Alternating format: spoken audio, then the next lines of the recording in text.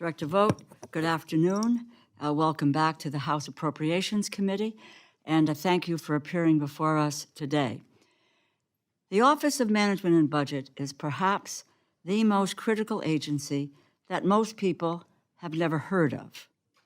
I know you know this well, Mr. Vogt, but that is no excuse to thwart and otherwise ignore the law.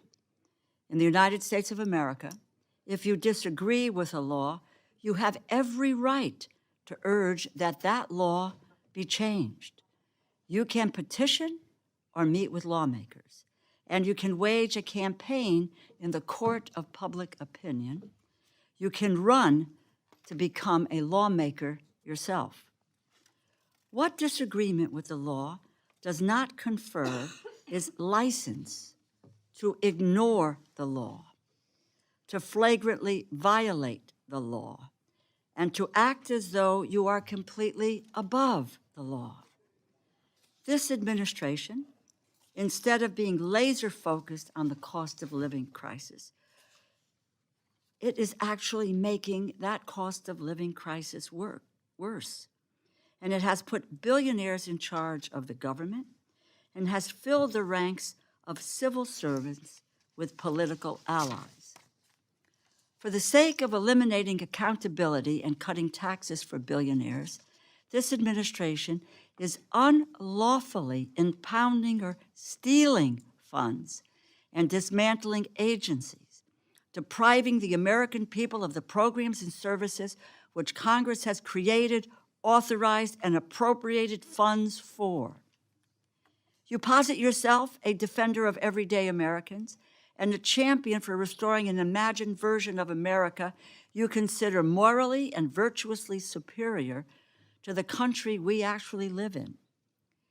I do not believe your actions, which are inflicting direct harm on the people you claim to support, is in any way reflective of righteous values or of America's constitutional tradition. You support autocracy, not restrained or limited government. You have shown nothing but utter disregard and disrespect for this committee, for Congress as a whole, and for the laws that we have enacted. When the president named you to retake this position, he said that you would, quote, return self-governance to the people, end quote. Yet, you have demonstrated contempt for American taxpayers by gleefully ignoring lawful requirements to provide them and their elected representatives in Congress the most basic information as to how their tax dollars are being spent. During your current tenure, the president has yet to submit a full budget. When it finally arrives, you will have led the most delayed presidential transition for any OMB in history. Despite your shortcomings at OMB, you fashioned yourself the acting head of the Consumer Financial Protection Bureau. You have been very busy there, but so far your biggest achievement has been increasing at least 45 million Americans' credit card bills by hundreds of dollars annually by reinstating predatory fees. You have ignored requests from this Congress for information. You stood up the Republican leadership of this committee, several of whom are here today. And you have mocked the Government Accountability Office for affirming what everyone in this room understands to be true. You are unlawfully impounding or stealing congressionally appropriated funds. Director Vogt, the Constitution confers the power of the purse, the power to make appropriations in law, to the Congress. It is right there. It's Article 1, Section 9, Clause 7. The courts have repeatedly ruled that there is no inherent authority for the president to impound funds. The late Justice Antonin Scalia, not a liberal torchbearer, proudly proclaimed, as much in reference to the Supreme Court's decision in Train versus City of New York. Justice Kavanaugh, then for the D.C. Circuit, wrote, and I quote, even the president does not have unilateral authority to refuse to spend. And Chief Justice Roberts, during his time at the White House counsel's office, stated, and I quote, no area seems more clearly the province of Congress than the power of the purse.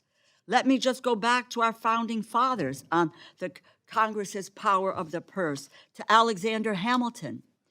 And I quote, "Where the purse is lodged in one branch and the sword in another, there can be no danger." You are not just on thin legal footing, Director Vogt. You are living in a legal and historical fiction.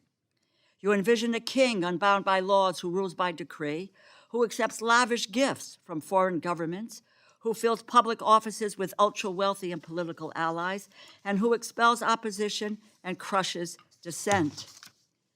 This view of presidential authority could not be more un-American and more dangerous to our constitutional order. You contend that there are over 200 years of historical practice to support your position. This is a lie and fiction. I have reviewed your pseudo-history, and nearly every instance you claim supports your position of a president king, unbound by the American system of checks and balances, is either irrelevant or an exercise of discretion explicitly granted by the Congress in law. Presidential impoundment power is a myth. You do not just have to take my word for it. The Constitution, the courts, Government Accountability Office, and the American history would tell us you are breaking the law. Through the OMB funding freeze, which touched communities nationwide, you have attempted to seize control of the government and impound funds far beyond what is permitted by law.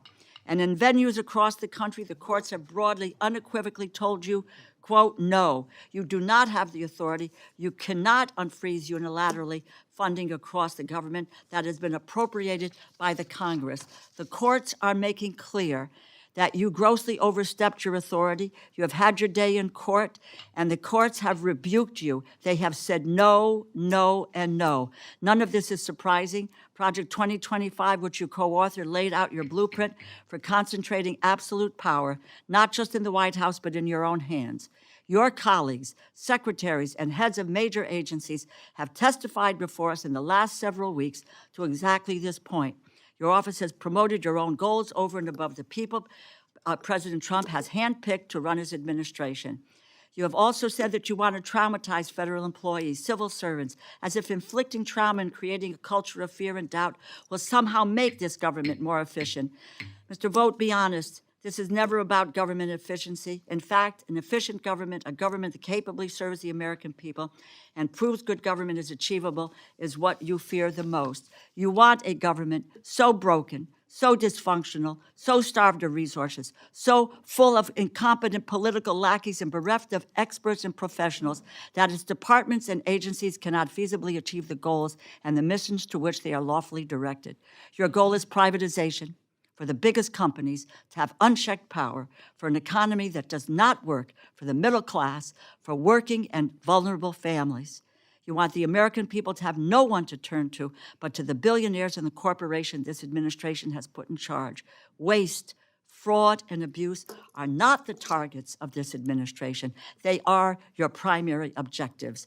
I thank you, I thank the chair for his indulgence, and we look forward to your testimony.